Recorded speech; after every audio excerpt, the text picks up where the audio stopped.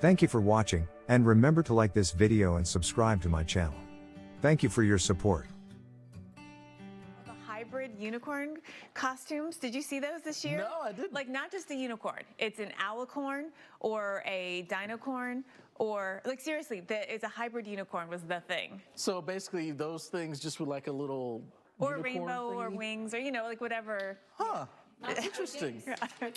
I saw no Squid Games. I was Did a Squid you? Game character. Oh, you were? The thing that got me was all the kids knew what I was. You're Yeah, like, why are they they should watching not that? know that. Yeah, you shouldn't be watching that. Crazy.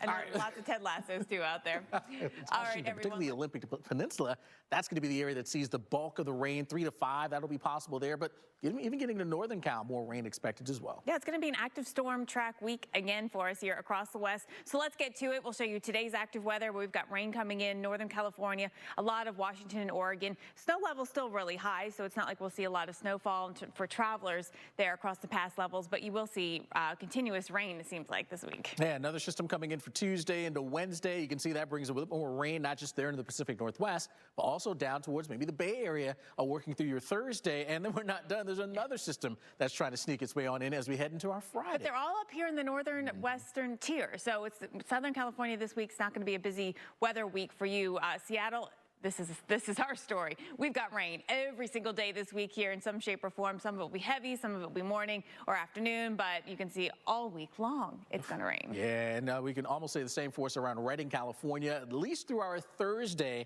Rain at some point during the day, each and every day. Friday, though, it looks like that's when things will get a chance to dry out. Low 60s, looking for a mixture of sun and clouds out there for you as we head towards that end of the week. All right, well, some fans down like that as well. So let's start with the rainfall. And, we look at some of our different models. Let's look at the GFS and the European. We've got some rain in the forecast, but there's a little difference. One difference with the GFS is you notice that there's some blue showing up here in the southern Appalachians. Yes, perhaps at elevation. As we get into the rest of the week, we'll watch this because the Euro really doesn't have much at all coming in there. But what that tells us, the fact that, we've got this precip coming through the south. At least one model has that signature for a little bit of snow there.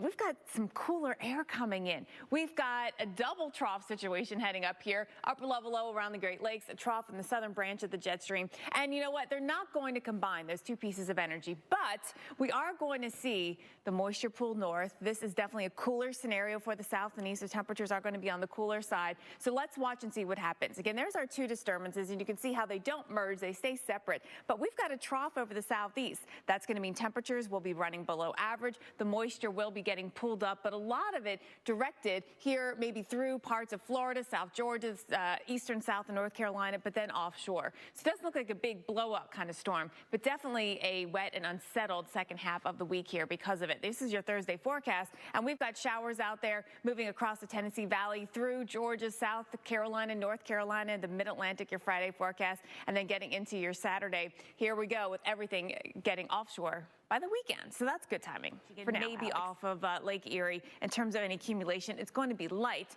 but it's happening, right? So this is very telling of the change in air and seasons and everything else going on. We have some lake effect rain showers that will start overnight tonight. That's about midnight. Then we fast forward to tomorrow morning, and tomorrow morning we'll have mainly rain showers out there with some areas getting into some snow. You see that downwind of Lake Ontario, but you got to wait till you can go away from the lake because the lake temperatures are still really warm. So nothing of the snow variety will happen very close to the shore, and little elevation actually would help quite a bit to get into some of that snowfall, adding up to maybe an inch or so here at any spot that does get accumulation, but it's not a lot.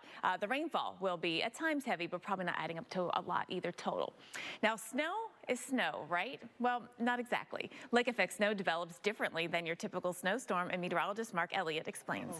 But that's an interesting thought. All right, well, you guys have been giving some great suggestions, making me hungry and hungrier by the moment as we check those comments out. But let's work our way through the next few days. Here's how today fares. Quiet in most of the east, middle of the country a little unsettled, and also in the west. We need to do a deep dive into Denver and see what's going on here with those snowflakes this morning. It does warm up to 45 degrees, but still, Denver, you know how your weather can change in a dime there. Heading into tomorrow, West Coast for the most part outside of the Pacific Northwest dries out, but we do see a little bit more rain get going across parts of the southern plains into Texas. And all those cooler temperatures that we told you about here across the eastern 2/3 of the country, they come with rain. And so once we get into Wednesday and Thursday, here it comes. Showers and temps in the 50s.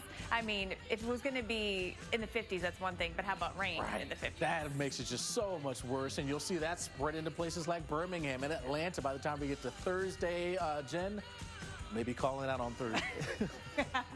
Yeah, it's gonna be some tough weather this week. Eastern seaboard gets it as we get into the end of the week. That's Friday. You see in the west, though, we're active. Another system still coming in. We do dry out in between getting into the weekend. And that's good news for the weekend. You got plans to get out and enjoy this first weekend of November. Most of the nation will be on the quiet side for Saturday and Sunday. Yeah, just a little coolish temperature-wise. I mean, even Miami, only 80. Only 80. Yeah. Oh, that.